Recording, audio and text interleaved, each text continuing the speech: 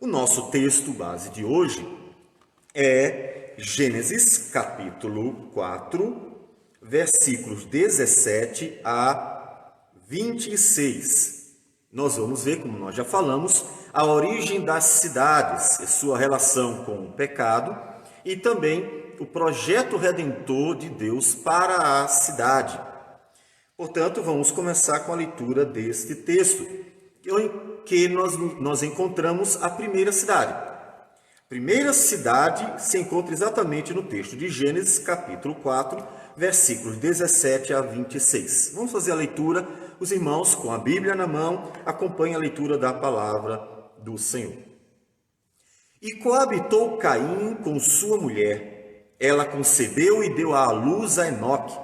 Caim edificou uma cidade e lhe chamou Enoque, o nome de seu filho. A Enoque nasceu-lhe Irade. Irade gerou a Meujael, Meujael a Metusael e Metusael a Lameque. Lameque tomou para si duas esposas. O nome de uma era Ada, a outra se chamava Zilá. Ada deu à luz a Jubal. Este foi o pai dos que habitam em tendas e possuem gado.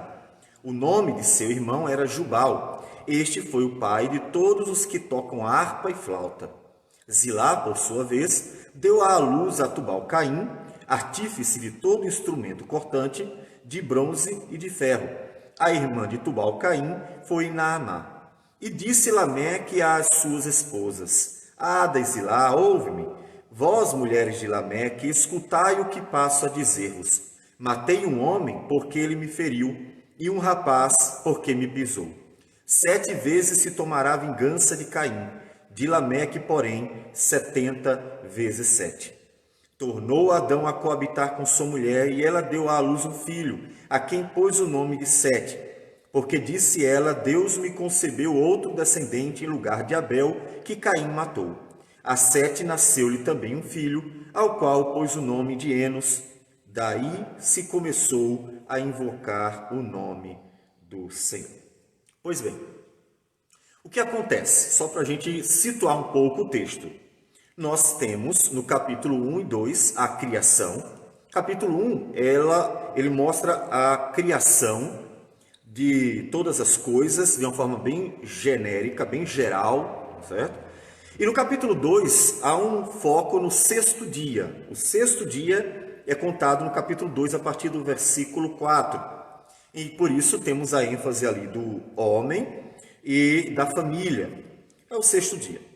No capítulo 3, aqueles que foram criados puros e que viveriam como imortais, caem em pecado, em transgressão, iludidos pela serpente, que conduz eles contra Deus, de tal modo que desacredita da palavra do Senhor e faz eles cobiçarem a glória de Deus para que fossem iguais ao Senhor, que parece ser, de uma certa forma, o intento de Satanás, tendo em vista que lá em Mateus capítulo 4, na tentação de Satanás contra o Senhor Jesus, a última tentação ele diz assim: olha, tudo isso te dou se prostrado me adorares. Então, parece-nos que o principal desejo de Satanás é ser como Deus, é ser adorado como Deus.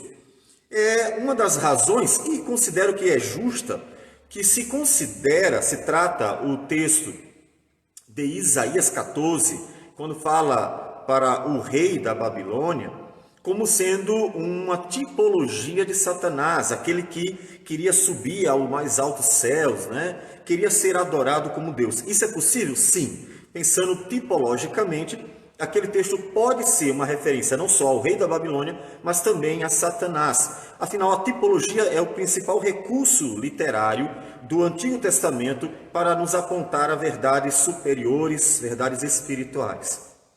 Pois bem, Satanás, então, faz com que eles tenham esse desejo de ser como Deus, caem em transgressão comendo do fruto, porque a ordem de Deus foi para não comer do fruto proibido, que não é necessariamente uma maçã, tá bom? Então, essa ideia da maçã é uma tradição que não encontra base bíblica nenhuma, tá?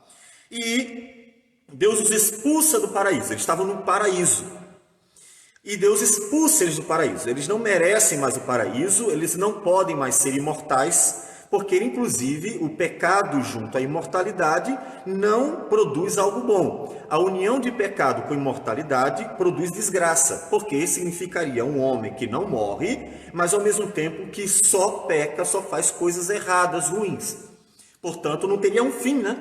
Não teria um limite para o pecado do homem, um fim para o pecado do homem, se ele fosse imortal, sendo pecador. Deus faz com que isso não aconteça, expulsa eles do jardim, e assim eles não teriam acesso à árvore da vida, que seria um instrumento para a imortalidade do homem. O que acontece é que nasce o Caim e o Abel, e o Abel oferece a Deus uma oferta que agrada ao Senhor, porque é aquilo que Deus queria, né? Um animal, um sacrifício, porque já representava o Cordeiro de Deus que tira o pecado do mundo, e oferece de todo o coração. O texto mostra que tanto Abel agradou a Deus quanto o sacrifício. Então, duas coisas estão em jogo ali: o coração do adorador e aquilo que ele apresenta a Deus. Já Caim, as duas coisas não agradaram a Deus, porque Deus não queria do fruto da terra, tendo em vista que não representam, não é uma figura da redenção.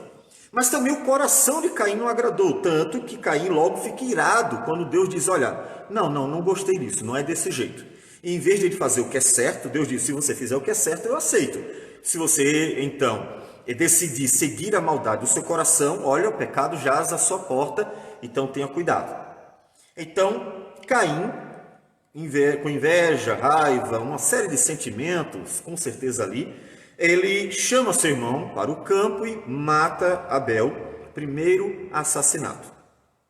O que ocorre então é que Deus vai amaldiçoar o Caim. Que tipo de maldição foi essa? Que marca foi aquela? Qualquer tipo de comentário a respeito dessa marca será uma mera especulação.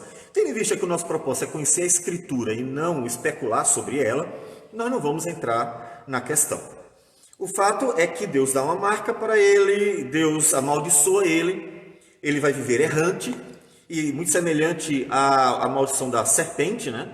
Então vejam a associação entre a serpente e Caim, pensando aqui nos filhos malignos, e ele segue o seu caminho.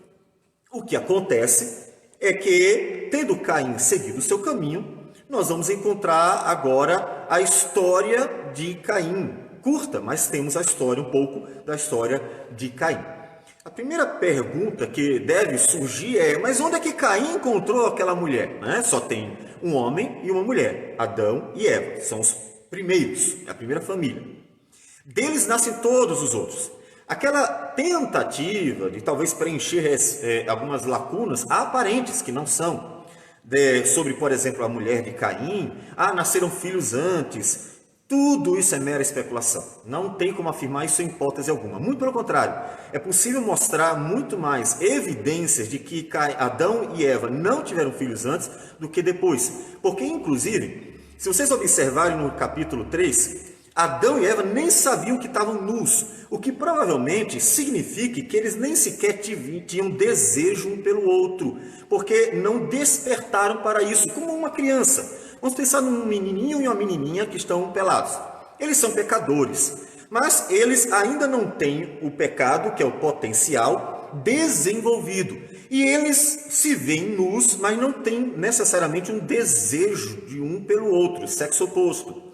Adão e Eva provavelmente não tinham, porque o texto diz que só depois que comeram do fruto é que se abriram os olhos e eles perceberam que o outro estava nu. Ou seja, algo despertou, algo chamou a atenção. Então, a probabilidade de Adão e Eva não terem filhos antes do pecado é muito maior do que a especulação de que eles tiveram. E o texto bíblico, que é o principal, não nos diz de nenhum filho anterior. O Caim, que é o primeiro filho de Adão e Eva, o primogênito, ele nasceu após a queda de Adão e Eva. Então, como foi que Caim conheceu sua mulher? Olha, que eles não tinham nenhuma preocupação em evitar filhos. 2, que eles viviam muitos anos. 3, que eles naturalmente estariam tendo filhos, o que Deus deve ter feito de todos eles, muito férteis. A questão da fertilidade, a princípio, ela está bem presente, e a gente vê isso na multiplicação de filhos. A questão do ser estéril só vai aparecer lá na frente com a esposa de Abraão, a Sara. Antes disso, parece que as mulheres são bastante férteis, e até porque Deus queria que a terra fosse enchida. Uma das coisas que Deus ordenou logo no início foi: multiplicai-vos e enchei a terra. Então, Adão e Eva tiveram muitos filhos e filhas. É que o texto ele não nos conta todos os filhos, não é o propósito do texto sagrado. Nós podemos observar isso no capítulo 5, versículo 3. Diz assim: viveu Adão 130 anos e gerou um filho à sua semelhança, conforme sua imagem, e lhe chamou Sete. Veja que ele já até ignorou o Caim e o Abel, porque o propósito na genealogia é mostrar a sequência de Sete, ou da genealogia do homem, a partir de Sete, que será aquele que dará continuidade ao povo de Deus. Então, ele diz depois que gerou, versículo 4, depois que gerou a Sete, viveu Adão 800 anos. Então, 800 anos para ter filhos, dá para ter filhos incontáveis, né? Se pensar que eles tiveram filhos a cada 2 anos, então nós já podemos pensar aqui em pelo menos 400 filhos. Muitos filhos eles tiveram, certo? E viveu Adão 800 anos e teve filhos e filhas, só que ele não nos contam os nomes dos filhos e filhas. Dentre as filhas de Adão e Eva, irmã, sim, de Caim, até porque seria impossível o homem casar com uma mulher naquela época que não fosse uma irmã, seria impossível. Até o Abraão casou com uma meia-irmã. A Sara era meia-irmã de Abraão, não era de pai e mãe, mas era meia-irmã. E isso, portanto, no começo era comum. Deus só veio proibir que uma pessoa casasse com um parente chegado como irmão, irmã, depois na lei de Moisés. Então, portanto, antes da lei de Moisés, esse tipo de casamento aconteceu em larga escala, certo? Então, o que acontece? Caim casou com uma irmã. Caim seria mais velho? Sim, provavelmente bem mais velho. Mas isso não é um problema para quem vive centenas de anos, né? Então, Caim encontrou uma das suas irmãs, casou com elas, e a partir daí nós vamos ter a história de Caim. O que acontece é que coabitou Caim com sua mulher, ela concebeu e deu à luz a Enoque. É claro que deu à luz a Enoque, depois deu à luz a outro, e outro, e outro, e assim foi. E aí vai acontecendo aquilo que é natural. Também entre eles vão casando, e aí vão crescendo, o clã vai aumentando. E esse clã que aumentou de tal modo que aparece a primeira cidade. Primeira cidade, diz o texto, Caim edificou uma cidade e lhe chamou Enoque o nome de seu filho. Então, a primeira cidade surge com o aumento do clã, só que ele não conta quantos filhos foram, qual o nome de todos eles e assim por diante. Ele foca em alguns personagens que podemos considerar como os principais personagens da história antiga. E ele mostra algumas características marcantes da genealogia de Caim. Uma delas, que considero interessante mencionar, é que o orgulho e a vaidade está presente desde o início. Nós veremos um pouco mais adiante também em Gênesis capítulo 11. Veja, ele edificou uma cidade e ele não colocou o nome do Senhor, ele não colocou, por exemplo, Betel, a casa de Deus. Ele não colocou nomes que apontassem para o Senhor, como nós vamos encontrar na história de Israel. Várias cidades, vários locais com nomes relacionados a Deus, por causa da relação com Deus. Observe que a ruptura completa do relacionamento entre Caim e Deus faz com que Caim agora siga seu caminho conforme a sua vontade, o que é natural. Um homem distante de Deus, um homem à parte de Deus, ele edifica uma cidade longe de Deus, uma cidade à parte de Deus. Ele não edifica uma cidade para Deus, ele edifica uma cidade para si mesmo. Portanto, quando ele coloca o nome da cidade de Enoque, ele está, na verdade, glorificando a si mesmo.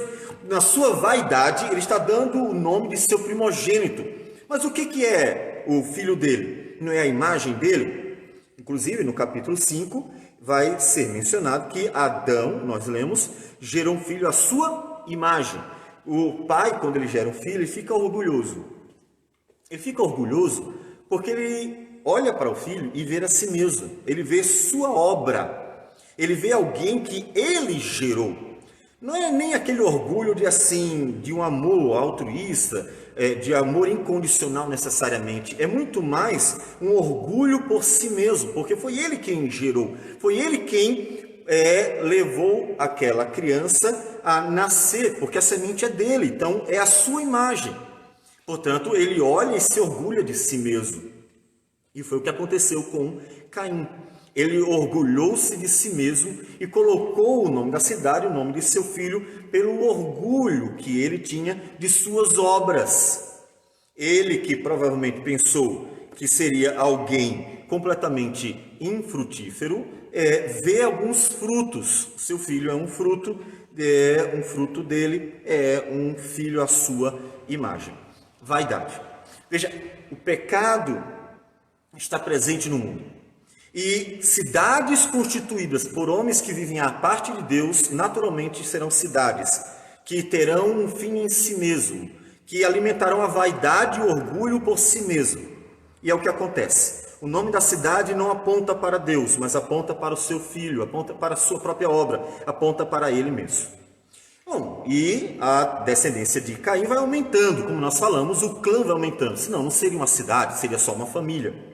Na verdade, é uma cidade, porque ele já está se referindo ao crescimento do clã de Caim. E vão nascendo mais filhos. E um deles vai se destacar. Nem é o Enoque. O Enoque, ele dá o nome à cidade, ou seja, o nome de Enoque termina sendo o nome da cidade, porque Caim faz isso. Mas é um dos filhos que se destaca.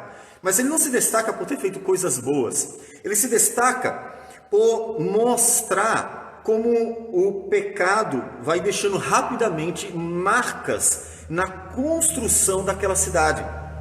A cidade que Caim constrói é uma cidade em que o pecado domina. Os homens fazem aquilo que é próprio de seu coração, eles seguem sua própria vontade.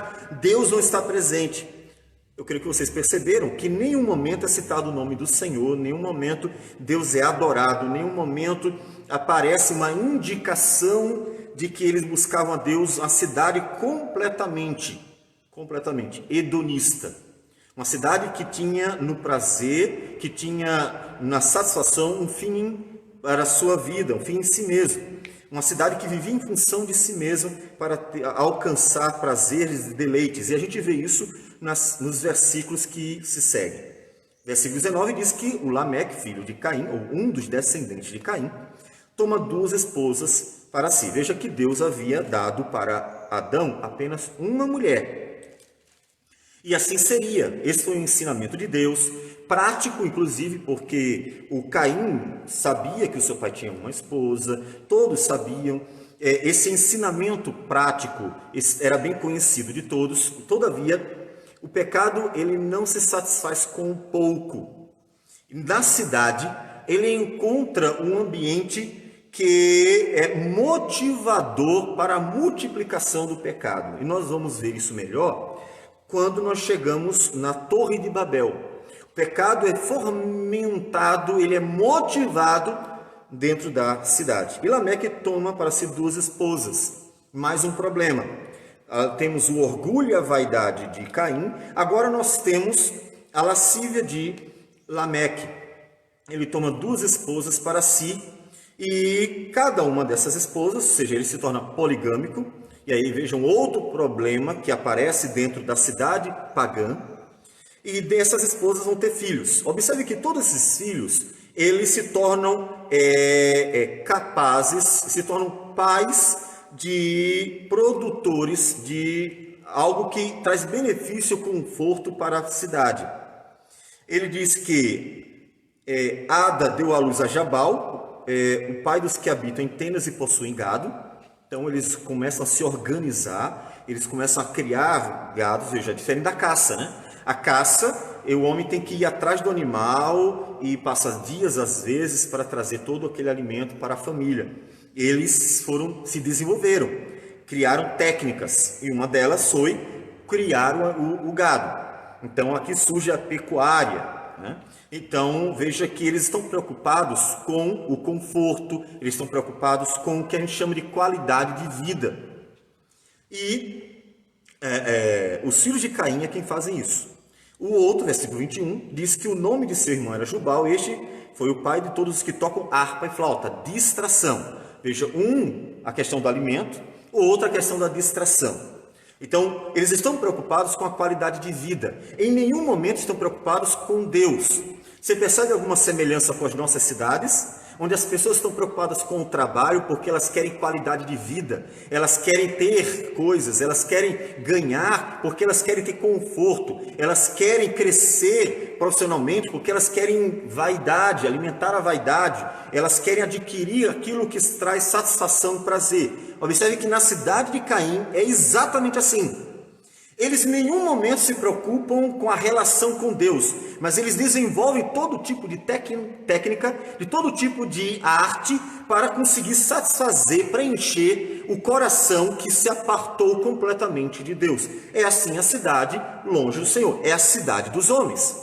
Então, observe que a cidade dos homens se preocupa consigo mesmo. Só que ao se preocupar consigo mesmo, a cidade dos homens também produz pecados. Muitos pecados. O que acontece?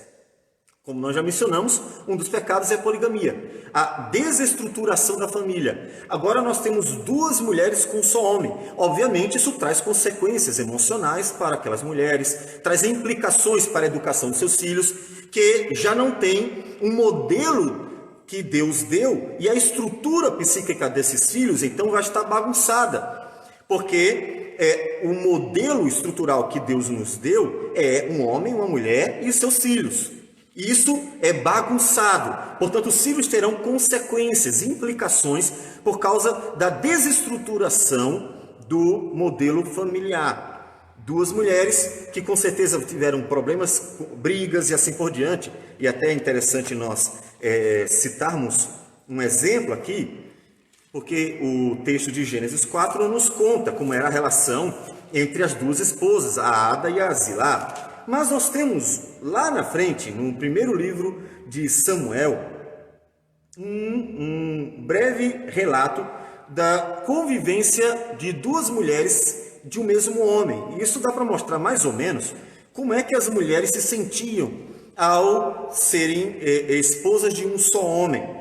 Diz o texto, no capítulo 1, que nós temos o Elcana, um homem de nome Elcana. Aí versículo 2 diz, tinha ele duas mulheres, uma se chamava Ana e a outra Penina. Penina tinha filhos, Ana, porém, não os tinha. Então, o texto vai falando mais algumas coisas e diz o seguinte, versículo 5. 4 diz que eles iam sacrificar ao Senhor, oferecer os sacrifícios que Deus ordenou, né, na lei de Moisés. E no versículo 5 diz que para Ana, o Elcana, o esposo de Penina e Ana, dava porção dupla, porque ele a amava, ainda mesmo que o Senhor a houvesse deixado estéril. Então veja que já tem um probleminha. Ele amava mais uma mulher do que a outra. E é claro que elas percebiam que ele amava mais uma do que a outra. E aí, versículo 6 diz assim, a sua rival, olha como é que ele trata. Rival, não é a sua amiga, a sua companheira, e irmã, pensando na questão de povo. Não, é sua rival. A provocava excessivamente para a irritar. Então, olha como era a relação quando um homem tinha mais de uma mulher. A relação tensa, difícil, porquanto o Senhor lhe havia cerrado a madre. Então, veja que, mesmo que o texto não nos conte, a relação dessas mulheres de um só homem, que também pode ser encontrado na Raquel e Lia, que dividiram Jacó, e que competiam por filhos também, a relação não era boa. Então observe que naquela cidade dos homens, uma cidade pagã, preocupada com o prazer, preocupada com o conforto, preocupada com a riqueza, preocupada com a satisfação dos seus interesses mais animalescos, mais instintivos, está produzindo pecado ou reproduzindo pecado. E um deles é a desestruturação familiar. Tão preocupados com prazer que esqueceram daquilo que era fundamental. Eles ignoraram completamente. E eu gostaria de fazer uma aplicação. Meus amados irmãos, a gente tem visto, isso é notório, que as famílias estão preocupadas com passear, com lazer, com prosperar, ter conforto, casas melhores, carros melhores, uma série de coisas. A cidade diz isso. E vindo até para cá, vimos um cartaz que dizia assim, do CDL, não desista dos seus sonhos, apenas adie.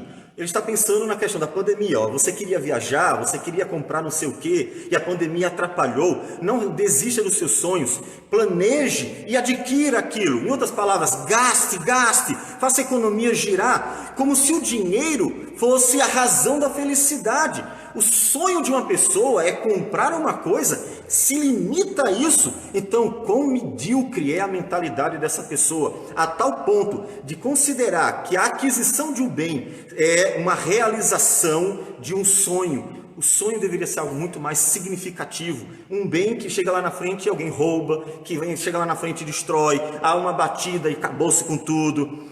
Que sonho é esse? Um sonho que se tira tão facilmente? Jesus não disse isso? Jesus nos diz para a gente ter cuidado com isso, porque, inclusive, exatamente ao colocar o coração nessas coisas e fazer de bens materiais sonhos, pessoas estão doentes, pessoas estão depressivas, estão infelizes, estão tristes, amarguradas, porque colocaram o coração em coisas, colocaram o coração em uma casa, num carro, em bens, colocaram o coração em coisas que passam. E quando perdem essas coisas, elas se sentem completamente infelizes, porque os sonhos dessas pessoas eram medíocres, eram sonhos banais, sonhos que passam facilmente. Jesus advertiu sobre isso. Jesus, em Mateus 6,19 diz: não acumuleis para vós outros tesouros sobre a terra, onde a traça e a ferrugem corrói, e onde ladrões escavam e roubam, mas ajuntai para vós outros tesouro no céu, onde traça nem ferrugem corrói, e onde ladrões não escavam nem roubam, porque onde está o teu tesouro, aí estará também o teu coração. Em outras palavras, se você colocar o seu coração sobre sonhos de tal natureza, material, ínfima, medíocre, você vai ser infeliz. Jesus está advertindo, você vai ter sérios problemas, porque o seu coração está naquelas coisas. Eles estão fazendo a mesma coisa. E a família está destruída, totalmente desestruturada, há um problema sério naquela cidade, mas eles estão cultivando o prazer. Veja aqui isso bem representado na música do versículo 21, estão procurando conforto. E aí temos também o versículo 22. Zilá, por sua vez, deu à luz a Tubal-Caim, artífice de todo instrumento cortante, de bronze e de ferro. Ou seja, olha o avanço tecnológico.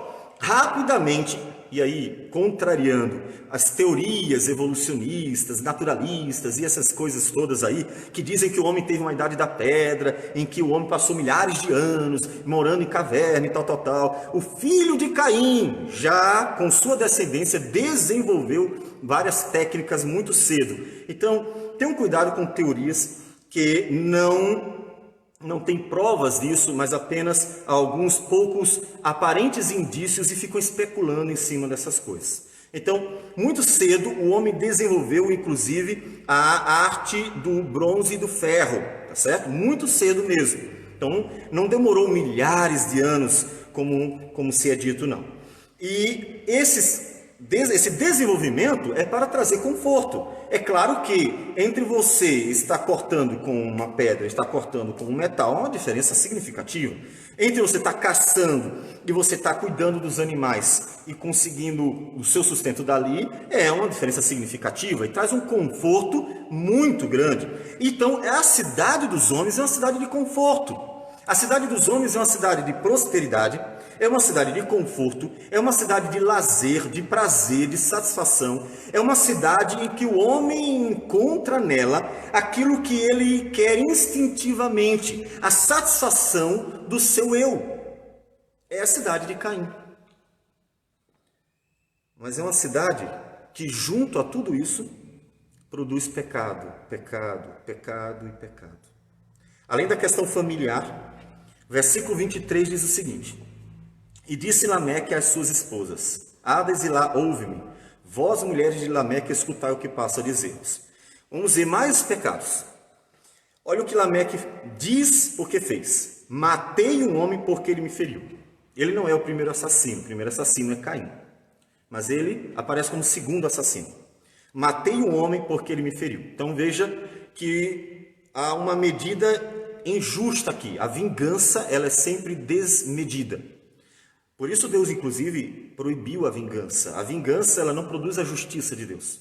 Você se sente prejudicado e aí quer fazer justiça com as próprias mãos, ou seja, vingança. O problema sério da vingança, ela é desmedida. Você não dará a medida justa que o outro merece. Você sempre dará emocionalmente mais do que o outro merece. Ele matou o homem porque o feriu. Se o homem o feriu, o que ele deveria fazer? Feri-lo também. Então, ele diz assim, eu fui justo, ele me bateu, eu retruquei. Lameque não faz isso. Lameque mata porque o homem o feriu. E aí, outro, veja, agora ele aumenta o problema. Caim matou um homem, ele matou dois. E um rapaz porque me pisou. Então veja que o pecado está se multiplicando. Era um assassinato, agora na cidade de Caim são 2 assassinatos. E é claro que nós vamos pensando na multiplicação do pecado. Na próxima 3, 4, 5, 6, 10, e nós vamos ver um pouco mais adiante que a violência se multiplicou. Uma cidade tão preocupada com a luxúria, com o conforto, com os bens, com o prazer e tão alheia àquilo que é importante, os valores, e ela mesma se destrói. Se iludindo na busca pelo conforto e o prazer, ela mesma se destrói. E aí, ele mata 2 homens injustamente, não dá a medida justa, ele na verdade pratica o mal muito mais do que eles se praticaram contra ele.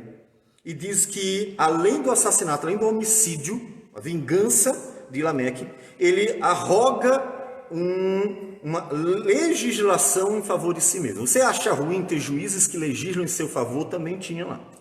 Veja que Lameque legisla em seu favor, ou seja, ele é corrupto, ele é injusto, e diz no versículo 24 que ele faz o seguinte: 7 vezes se tomará a vingança de Caim. Então isso foi Deus quem disse, tá? Nós vamos encontrar em versículos anteriores, quando Caim mata Abel, e ele então olha para Deus e diz assim: Senhor, meu castigo é muito grande, qualquer um que me encontrar vai me matar, vai vingar Abel me matando. E aí Deus diz assim: nada disso, eu não dei a ninguém o direito de vingar Abel matando você. Portanto, está aqui estabelecida uma lei, olha, ninguém aqui está permitido a vingar Abel. Então, Deus se colocou como o único juiz, aquele que aplicaria a pena de Caim, mais ninguém. E dar uma lei, é Deus quem estabelece a lei. Olha, quem matar Caim será vingado 7 vezes. 7 vezes, certo? Qualquer que matar Caim será vingado 7 vezes. Versículo 15. Então Deus dá essa lei. Lameque cria uma lei em favor de si mesmo. Não foi Deus quem deu essa lei. 7 vezes se tomará a vingança de Caim. Isso foi Deus. De Lameque, porém, 70 vezes 7. Isso foi Lameque. É por isso que Jesus confronta essa legislação em favor de si mesmo, que é não só injusta, inapropriada, presunçosa, mas corrupta.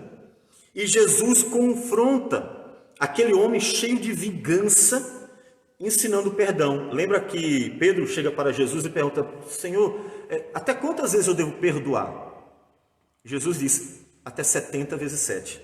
Por que 70 vezes 7? Porque é exatamente esse número. Esse número poderia ser outro número, poderia ser um número muito maior. A questão é que é 70 vezes 7 porque Lameque, aquele homem vingativo, disse que quem o matasse seria vingado 70 vezes 7.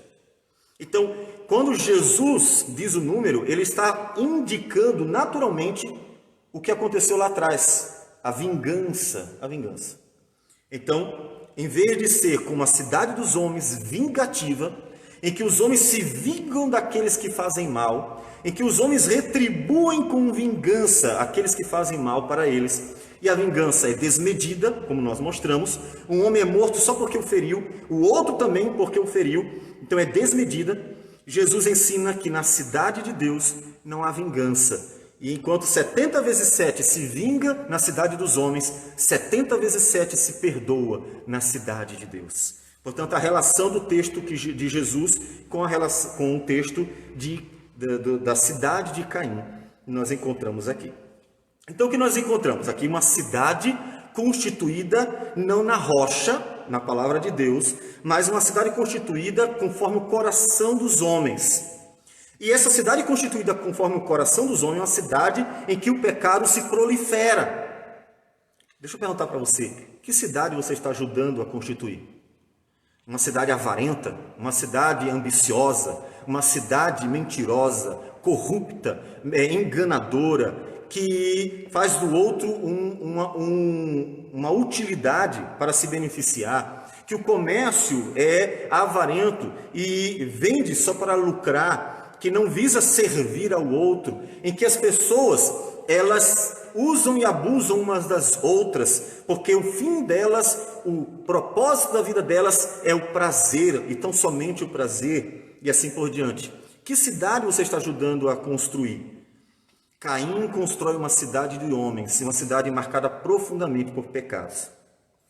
Paralelamente, e aí um textinho bem pequenininho, e agora nós não vamos nos aprofundar, diz que, versículo 5, Adão volta a coabitar com a sua mulher, nasce outro filho, Sete. E a Sete nasce outro filho, que é o Enos. E diz o texto que a partir dele começa-se a invocar o nome do Senhor. Então observe que Deus levanta um outro homem para formar uma outra cidade. Uma cidade que glorifique a Deus. Essa cidade nós vamos ver, ainda que não haja detalhes, no capítulo 5. Onde andou Enoque com Deus e Deus o tomou para si. Então, observe que há uma diferença entre a cidade dos homens e a cidade de Deus. A cidade do povo de Deus, ela é voltada à adoração a Deus. Ela visa a glória de Deus. Ela não possui detalhes. Veja que não aparece no capítulo 5. Você leia em casa depois. Nós não queremos nos estender nesse capítulo. Ela não aparece nela tecnologia, não aparece nela diversão, não aparece nela nenhum tipo de conforto, não aparece nela nenhuma preocupação com os desejos do homem, mas aparece claramente nela pessoas que adoram a Deus, porque a cidade de Deus vive para a glória de Deus. Então, uma diferença muito grande entre a cidade dos homens e a cidade de Deus. E ela já começa a aparecer aqui com Enos, que invoca o nome do Senhor.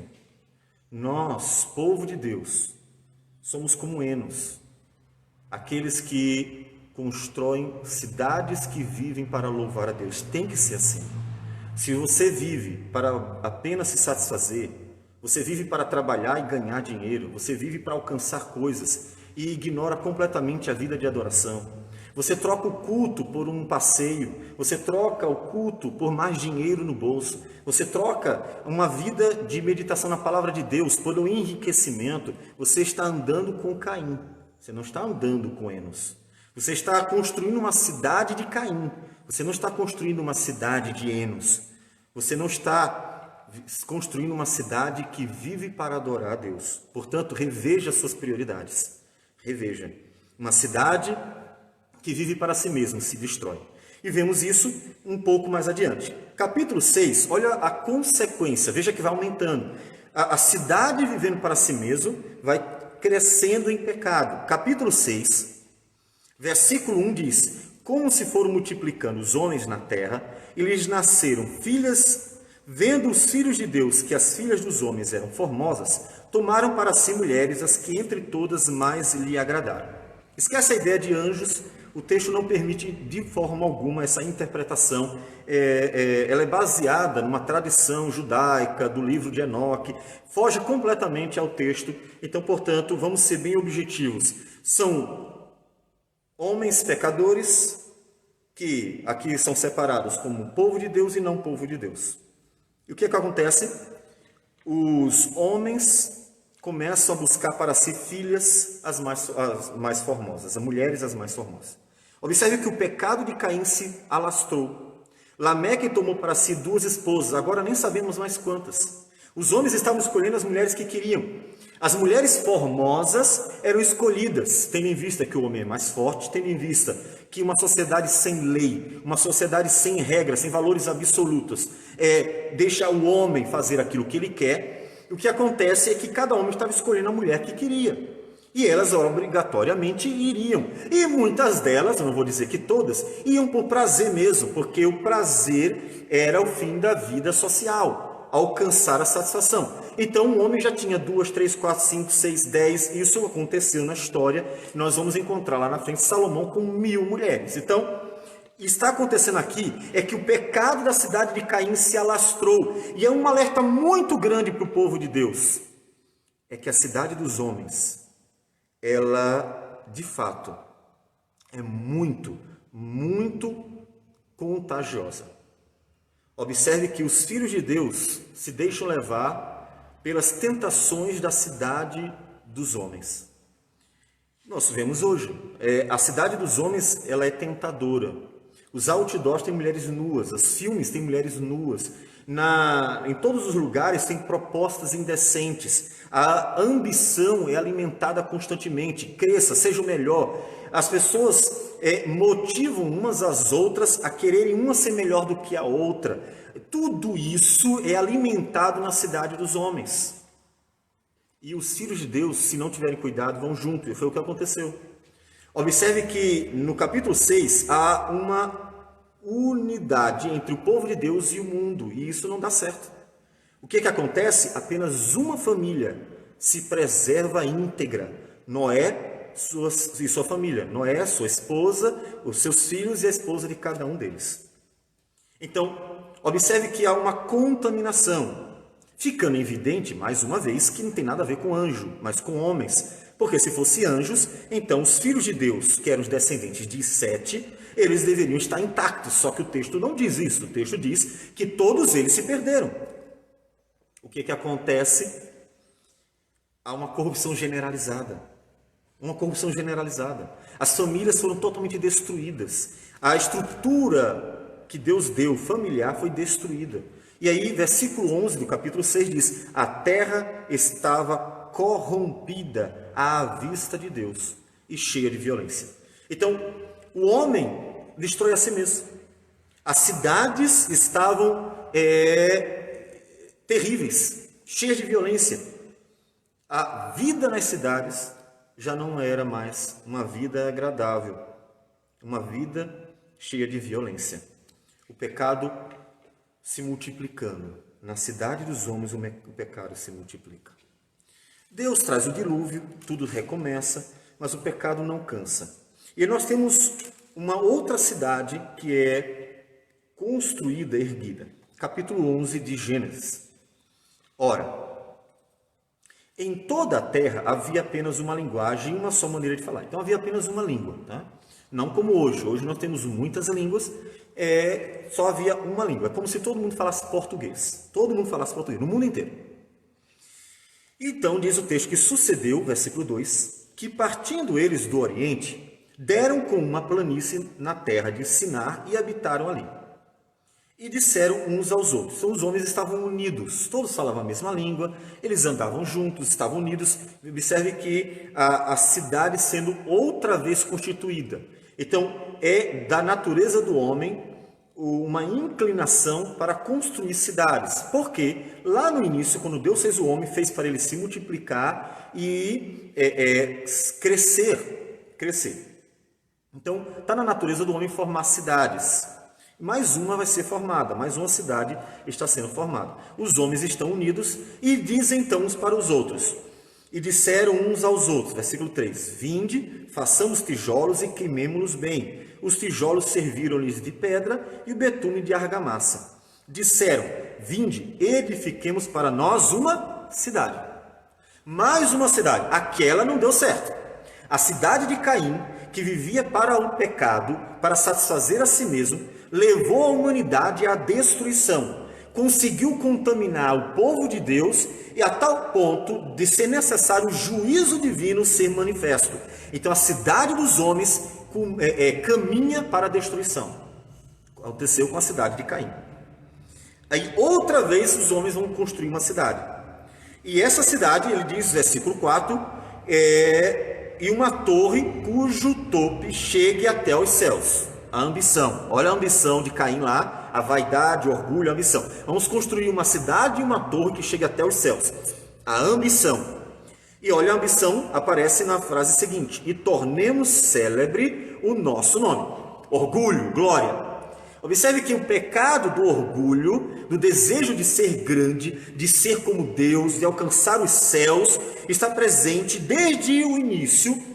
E tanto, como nós mencionamos, pode ser visto na ideia de Satanás, que quando tenta Jesus, diz, se prostrado me adorares, te dou todas essas coisas. Então veja a ambição de ser como Deus, de ser adorado, como a ambição de Adão e Eva, que queriam ser iguais a Deus, conhecedores do bem e do mal, e está presente em toda a história humana.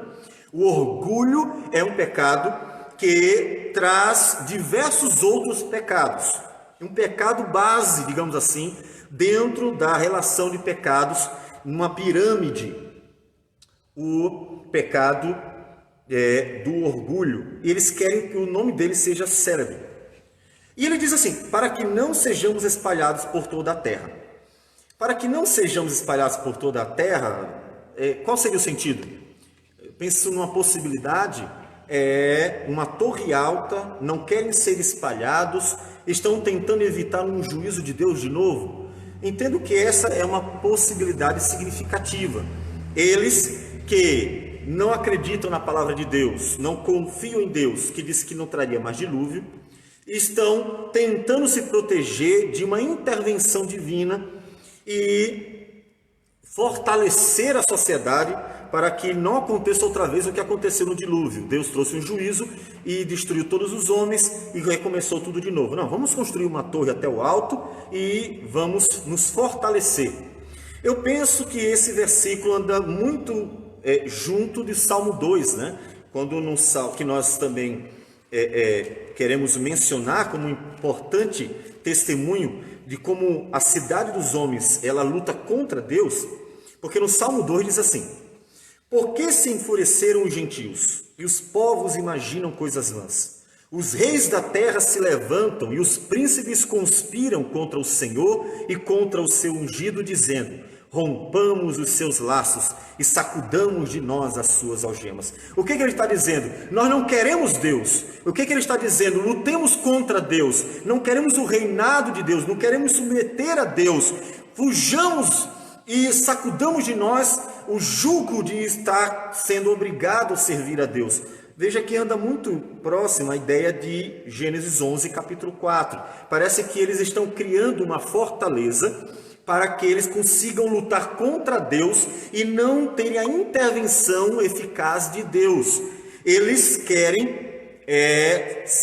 cuidar de si mesmos. Eles querem a autonomia. O que o homem desde cedo fala sobre a independência. E é uma das coisas que o mundo alimenta bastante no coração das pessoas, é a independência. Parece bonito, olha, seja independente. No final das contas tem implicações terríveis. É uma mentira, ninguém é independente, porque todos dependemos uns dos outros, principalmente numa cidade em que as pessoas têm uma inter-relação necessária, mas também, principalmente, de Deus. A dependência é constante, afinal das contas, não viveríamos se Ele não quisesse. Então, o que acontece? Eles constroem outra cidade e tentam se fortalecer.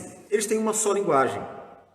E o versículo 6 diz o seguinte: e o Senhor disse: eis que o povo é um, e todos têm a mesma linguagem. Isto é apenas o começo. Agora não haverá restrição para tudo o que intentam fazer. Quando eu escuto a palavra globalização e vejo a internet unindo homens de todos os países e a facilidade de nos comunicarmos, quer por saber o inglês, né? As pessoas aprenderem uma língua que une elas, ou mesmo os recursos tecnológicos que possibilitam a relação, a interação, mesmo com linguagens diferentes, isso é preocupante. Por que é preocupante? Está aqui a prova. Quando os homens têm uma só linguagem, eles se unem. E quando os homens pecadores se unem, o que parece bonito, tanto amor, tanta unidade, mas para quê? Vocês estão se juntando para quê? Qual é o propósito de vocês em se juntar? Qual é o propósito de vocês em se unir? Isso é importante? A unidade, ela não tem um fim em si mesma. A unidade, ela não pode ser, ela não é um benefício em si mesmo. E nós vamos ver isso também no profeta. O povo de Deus, quando se une para glorificar a Deus, é uma coisa. O mundo, quando se une contra o Senhor, é outra. O profeta, eu confesso agora, não estou lembrado a referência exata, na minha cabeça é uma, mas eu não estou aqui. Aqui, achei. É o versículo 40, Isaías 40, diz que os homens se unem outra vez. Só que eles se unem para confrontar o Senhor.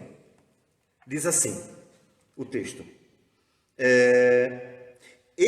Versículo 15. Eis que as nações são consideradas por ele como um pingo que cai de um balde e como um grão de pó na balança. As ilhas são como pó fino que se levanta. Nem todo o Líbano basta para queimar, nem os animais para um holocausto. Todas as nações são perante ele como coisa que nada é. Ele as considera menos do que nada, como um vácuo. O Deus olha para as nações e vê isso. Com quem comparareis a Deus? Ou com que coisa semelhante confrontareis? Já Deus não pode ser comparado com nada. E aí, olha o confronto entre Deus e as nações. O artífice funde a imagem, o urives a cobre de ouro e cadeias de prata forja para ela. Então veja, pessoas se juntando para fazer algo. O sacerdote idólatra escolhe madeira que não se corrompe e busca um artífice perito para assentar uma imagem esculpida que não oscile. Então, há unidade entre eles, percebe? Eles estão se juntando. O que acontece é que um diz ao outro, ser forte, se junte, vamos lutar juntos. Mas para quê? Para confrontar o Senhor. Então, a globalização, que pensando em conforto social, é um grande benefício, ela tem demonstrado já, não é uma coisa que vai acontecer, já está acontecendo, com clareza. Ela está levando a sociedade para o juízo. A globalização nos assemelha aos dias de Noé, dilúvio, nos assemelha aos dias da Torre de Babel.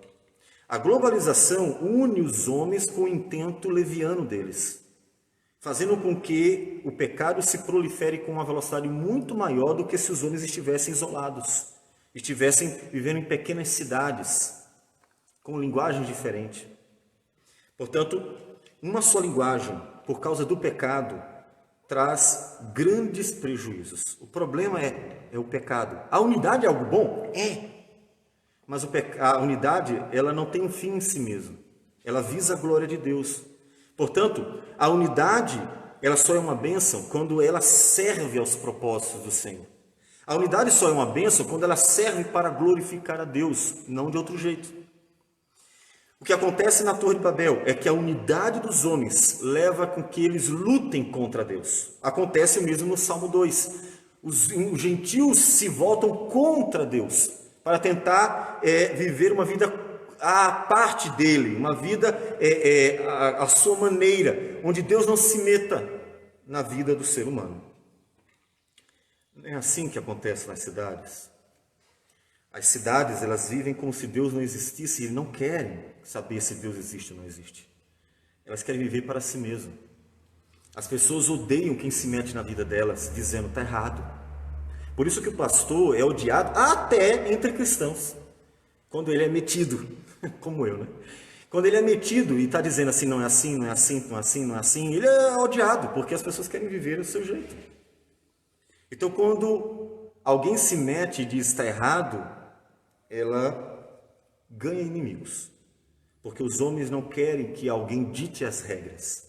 Eles não querem que Deus dite as regras. Eles querem viver segundo a sua própria vontade. Não importa se Deus gosta ou não gosta, não importa se os outros gostam ou não gostam. Eles querem viver segundo a sua própria vontade. Então, um outro problema que vai aparecer na cidade, tendo em vista o pecado, é que a unidade no contexto do pecado, ela não se mostra como algo bom. A unidade só é boa quando ela se encontra no contexto divino. Quando nós encontramos Cristo unindo as pessoas pelo seu Santo Espírito e pela palavra. De forma que já não é o pecado que produz a unidade para lutar contra Deus, mas o Espírito de Deus que produz a unidade para glorificarmos a Deus. Então deixe-me perguntar, você tem se unido às pessoas por qual razão? Eu já vi motins dentro da igreja. Presbíteros e outras pessoas se juntarem para tentar fazer mal a uma outra pessoa. Isso tem sido comum nas instituições, nas denominações. Pastores se unirem para destruir um outro pastor. Irmãos se unirem para destruir um outro irmão. Pessoas se juntarem para fazer o mal, sem perceber dentro da igreja que é um absurdo de um pecado contra o Senhor. É uma unidade fomentada pelo pecado. Elas se juntam para destruir. Assim como foi no dilúvio, assim como foi na Torre de Babel, assim como no Salmo 2, e nós vamos ver que em outros textos também. A unidade, ela só é uma bênção quando ela é promovida pelo Espírito de Deus e a Palavra de Deus. Quando homens se unem por causa do pecado, esta unidade é uma desgraça para a sociedade. Porque ele gerará pecado e mais pecado, destruição e assim vai. Isso é o que acontece aqui. Então, você se une às pessoas para glorificar a Deus ou para destruir outras pessoas? Portanto, há uma grande diferença. Grande diferença. Mas vamos seguir mais um pouquinho. Nós vamos encontrar uma outra cidade. Veja que o pecado ele vai se proliferando. E lá na frente, nós vamos encontrar no capítulo 18, versículo 16. Capítulo 18, versículo 16. Nós vamos encontrar uma outra cidade, Sodoma e Gomorra. Na verdade, são duas cidades. Diz o texto que Deus que se encontrou com Abraão e está conversando com ele, então vai dizer o seguinte: tendo se levantado dali, aqueles homens olharam para Sodoma e Abraão ia com eles para os encaminhar. Então era o Senhor e mais dois anjos que estavam conversando com Abraão. E agora eles vão embora, vão seguir rumo a Sodoma e Gomorra. Disse o Senhor: ocultarei a Abraão o que estou para fazer, visto que Abraão certamente virá a ser uma grande e poderosa nação, e nele serão benditas todas as nações da terra. Veja, Deus tem um propósito para Abraão. E as cidades, olha, as nações serão abençoadas por algo que Deus vai fazer através de Abraão. Então, Deus abençoará cidades através de Abraão. É a redenção. Deus tem um plano redentor, porque o pecado, ele só se prolifera e destrói, e Deus tem um plano para acabar. Observe que isso mostra que acabar com a humanidade, como aconteceu no dilúvio, não é uma solução. Deus fez isso uma vez e mostrou que acabar com todos os homens e recomeçar não resolve, porque o pecado continua. O pecado, estando em um só homem, é suficiente para ele se proliferar e destruindo. Então não resolve. O projeto redentor é a solução. O projeto redentor vai fazer algo que acabar com os homens não vai resolver. Ele vai transformar corações. Além de justificar os homens diante de Deus, ele vai transformar corações. E é só assim que então as cidades poderão ser reconstituídas.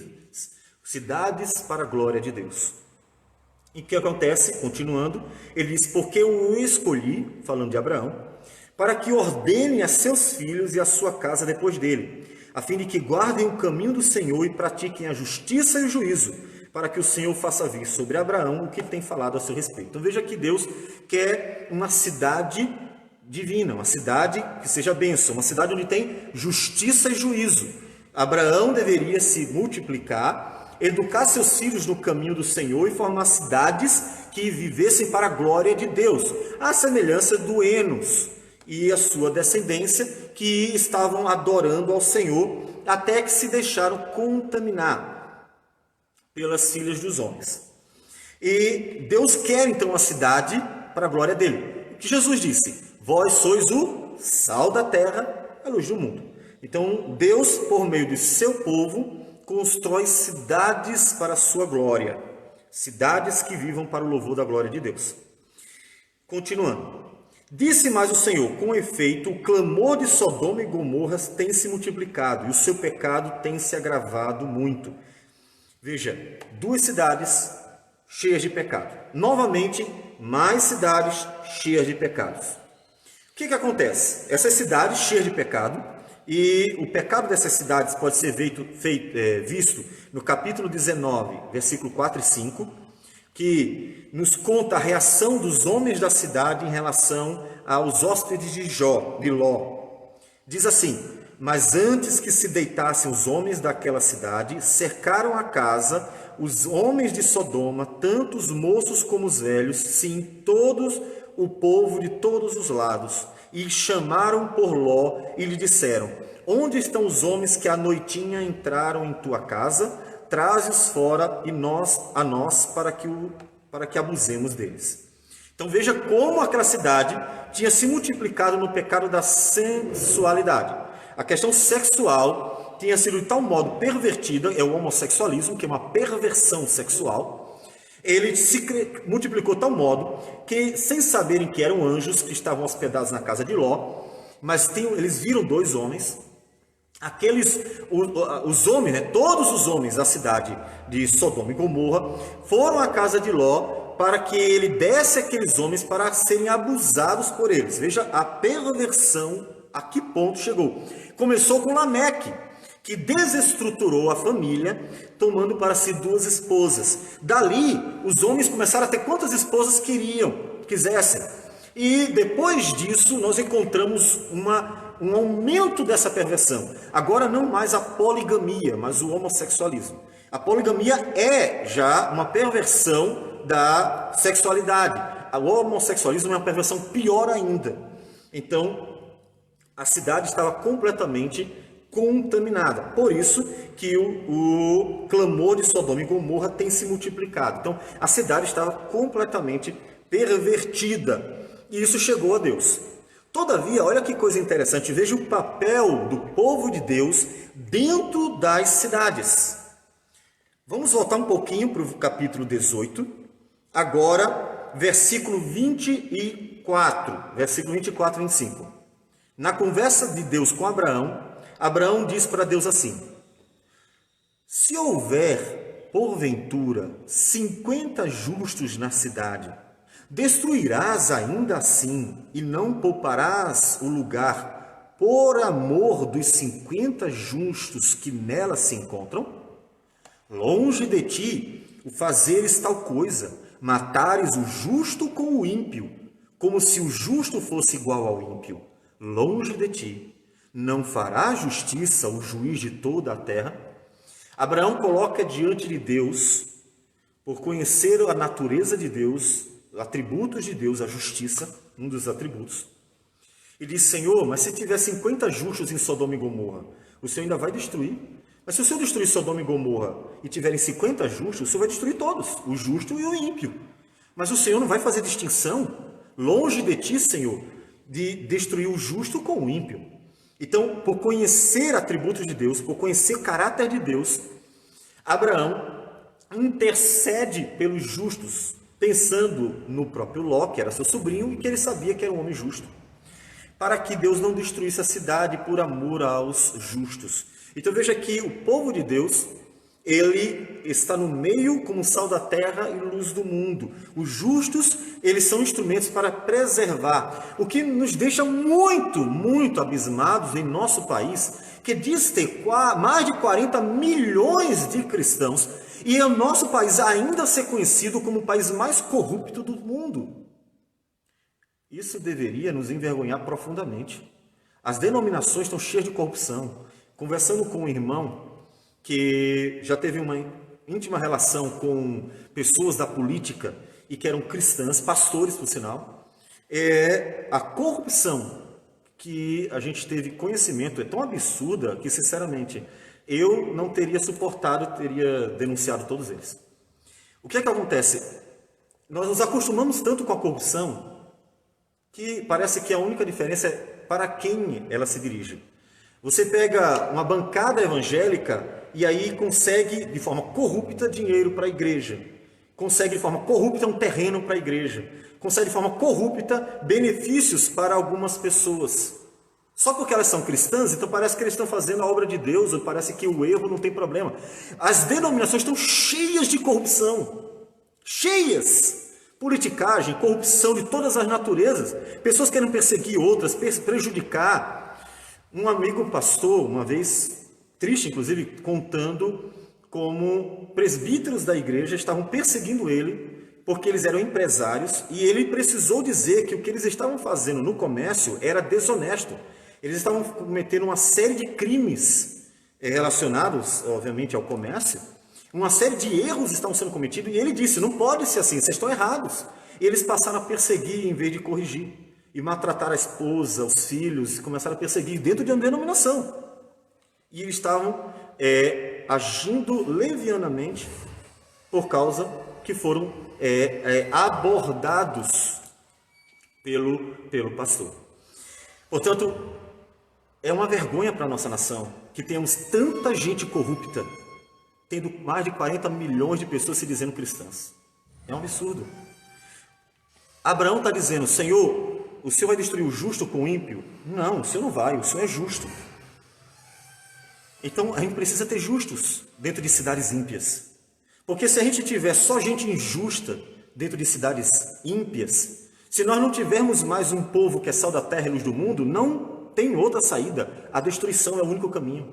Como foi com o dilúvio. Porque só havia uma família. Deus tira a família e destrói. Se nosso país só houver corrupto, como tem se mostrado, então a destruição é o único destino dessa nação. Porque é uma nação de corruptos. Não pode ser assim. Se o povo de Deus não fizer a diferença, a nossa nação está completamente perdida. Completamente perdida. Se até a política eclesiástica está corrompida, a nossa nação está perdida. Portanto, precisamos mudar isso. Mude. Comece com você. Mude. Porque Deus não destrói o justo com o ímpio. Mas para isso tem que ter justo. Se não tiver justo, então existe um jeito certo para se fazer tudo. E Deus nos ensina tudo. O que acontece? Deus tira Ló, porque só havia ele e a família de justos, e simplesmente destrói a cidade de Sodoma e Gomorra. Mais uma cidade nós vamos encontrar. Veja como o pecado, ele faz com que o homem construa cidades cheias de pecado. Eu quero mostrar mais uma cidade e os seus pecados, antes de mostrar o propósito de Deus para a cidade. Lá em Êxodo capítulo 1. Em Êxodo capítulo 1, nós temos mais uma cidade que agora ela se mostra opressora, escravizadora. O texto nos diz que os filhos de Israel, que em Gênesis foram para o Egito por causa daquele período de fome, eles se multiplicaram. E, versículo 7, os filhos de Israel foram fecundos e aumentaram muito, e se multiplicaram e grandemente se fortaleceram, de maneira que a terra se encheu deles. Entremente se levantou novo rei sobre o Egito, que não conhecera José. Ele disse ao seu povo, eis que o povo dos filhos de Israel é mais numeroso e mais forte do que nós. Eia, usemos de astúcia para com ele, para que não se multiplique, e seja o caso que, vindo guerra, ele se ajunte com os nossos inimigos, peleje contra nós e saia da terra.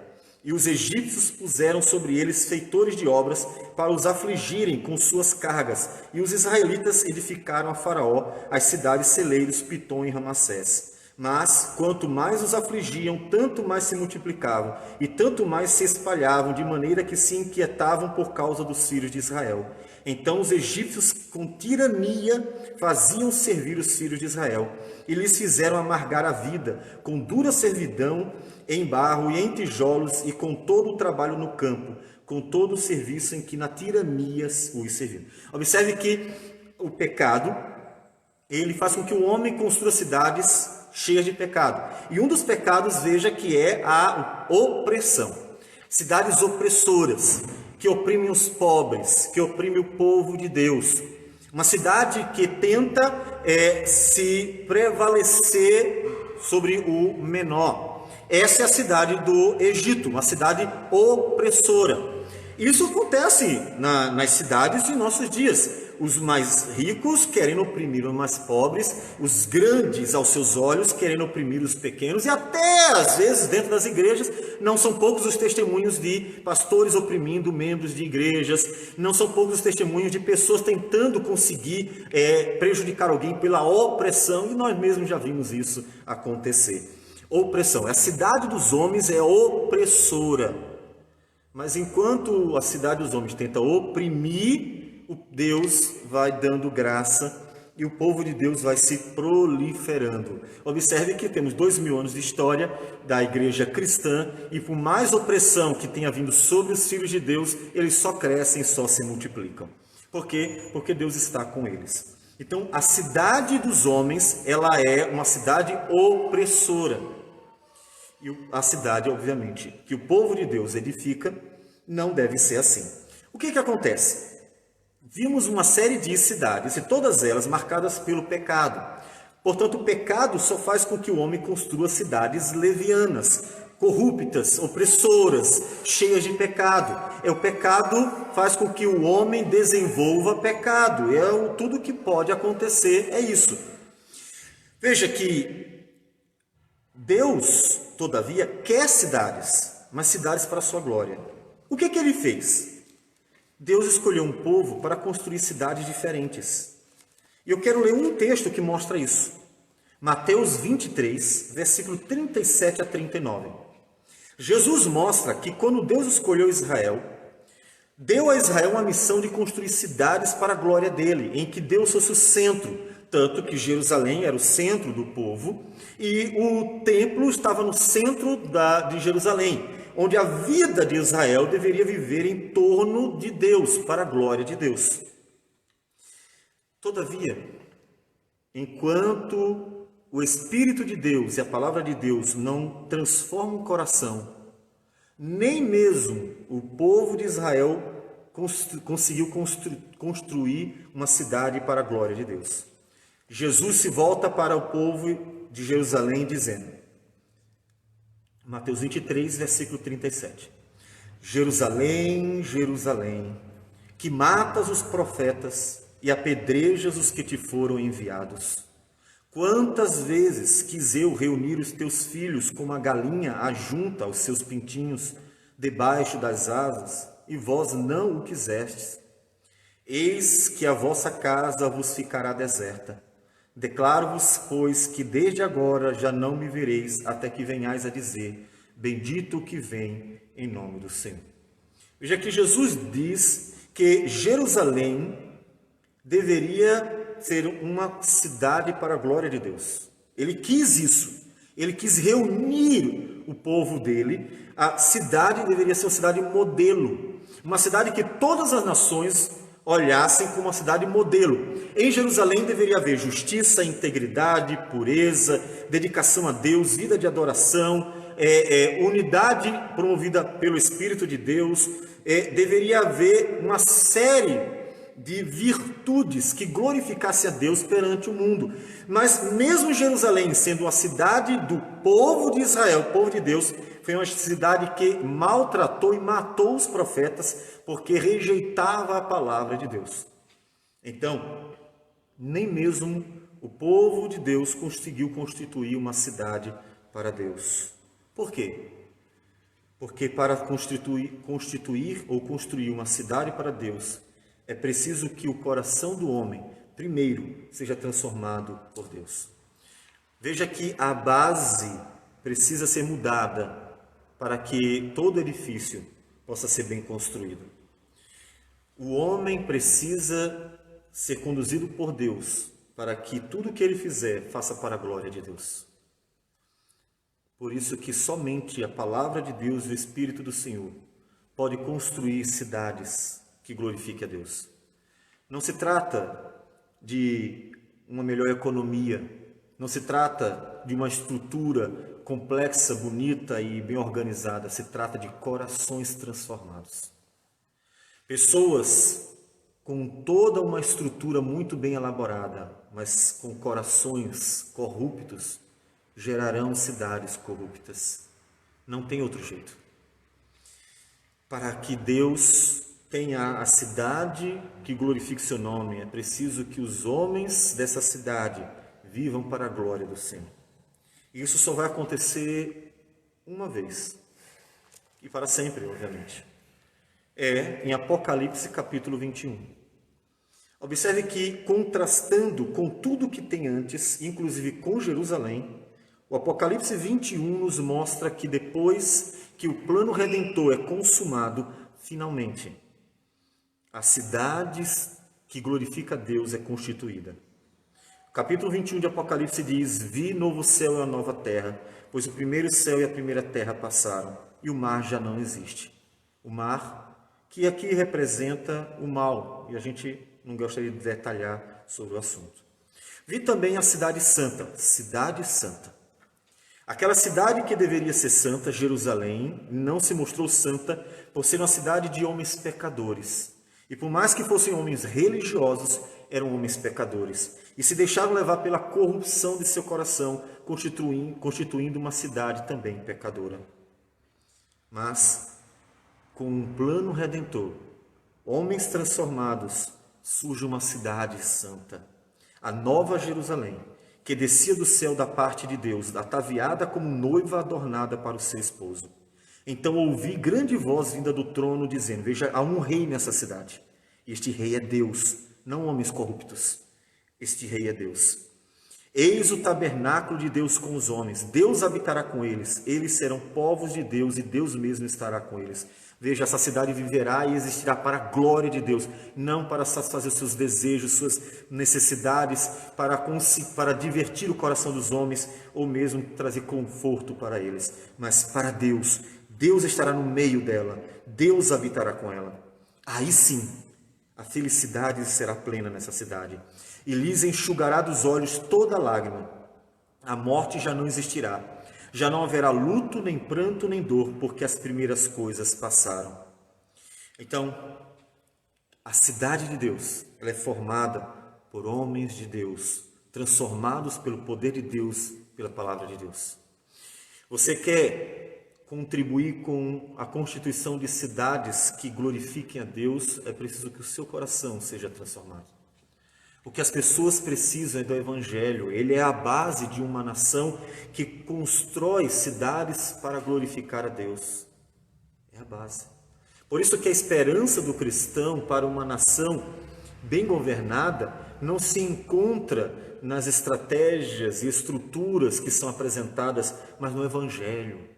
O Evangelho é a esperança para o povo, o Evangelho é a esperança para a construção de cidades que glorifiquem a Deus. O Evangelho, porque só o Evangelho pode mudar o coração do homem, para que este homem construa ou forme famílias para a glória de Deus, e essas famílias construam ou formem cidades para a glória de Deus. A esperança não está no Estado e o seu comunismo, que coloca numa estrutura ideológica toda a sua esperança, o socialismo e o comunismo. Não, isso é mentira do diabo. A esperança para cidades, para nações que vivam para a glória de Deus é o Evangelho. Porque só o Evangelho pode mudar o coração do homem. Só o Evangelho pode transformar o coração do homem. Para que então este homem construa famílias que glorifiquem a Deus e cidades que vivam para a glória dele. Isso vai acontecer? Vai. A nossa esperança é que, vivendo numa cidade corrupta, cheia de mentiras e enganos, um dia receberemos uma cidade celestial, construída pelo próprio Deus e constituída por e apenas por homens de Deus, mulheres de Deus, pessoas que glorifiquem a Deus. O final, versículo 7 diz: o vencedor herdará estas coisas, e eu lhe serei Deus e ele me será filho. Mas quanto aos covardes, aos incrédulos, aos abomináveis, aos assassinos, aos impuros, aos feiticeiros, aos idólatras e todos os mentirosos, a parte que lhes cabe será no lago que arde com fogo e enxofre, a saber, a segunda morte. Então não haverá nenhum tipo de corrupção dentro da cidade de Deus. Eis o propósito de Deus: construir uma cidade para a sua glória. Mas esse propósito só se concretizará quando Ele mesmo terminar esta obra no coração dos homens, transformando-nos plenamente para uma vida completamente vivida para a glória dele. Por isso é tão importante que a sua vida seja transformada. É mais importante que a sua vida seja transformada do que o carro novo que você gostaria de ganhar. É mais importante que a sua família seja transformada do que a sua casa seja restaurada fisicamente, materialmente. A casa, pensando no prédio, no edifício. É mais importante que o seu coração seja purificado para a glória dele do que você tenha a realização de aparentes sonhos tão banais, porque são sonhos que passam. Porque a cidade de Deus, ela é construída com valores, ela não é construída com bens. A cidade de Deus, ela é construída por homens de Deus, mulheres de Deus, que foram transformados pelo poder de Deus. Portanto, priorize isso. Dedique a sua vida a aprender e crescer. E seja esse instrumento para mostrar ao mundo que Deus quer uma cidade, mas uma cidade santa. E que essa cidade santa é que será feliz.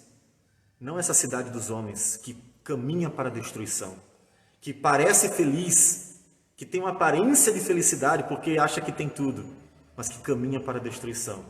Enquanto a cidade de Deus viverá eternamente para a glória do Senhor. Em qual cidade você quer habitar? A cidade dos homens ou a cidade de Deus? Então, faça a sua escolha na forma como você deseja viver, se para a glória de Deus ou apenas para satisfazer a si mesmo.